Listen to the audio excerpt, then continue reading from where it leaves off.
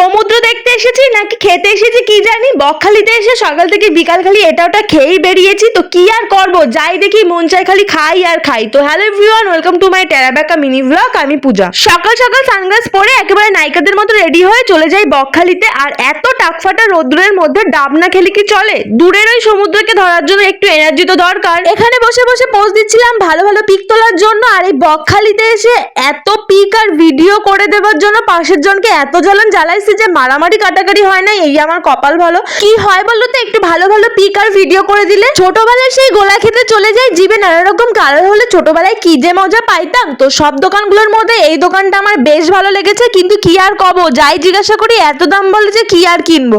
ভাবলাম বাড়ি যাই, এর জোগাড়ও আমি নিজেই করে ফেলবো। বিকাল হতে না হতে চারিদিকে চেয়ার আর দোকানের মেলা বসে গেছিল, আর এই চেয়ারে বসতে গেলেও নাকি 10 টাকা দিতে হবে। তো যাই হোক, সমুদ্রের হাওয়া খেতে খেতে প্রথমেই নিয়ে নিয়েছিলাম আলু কাবলি।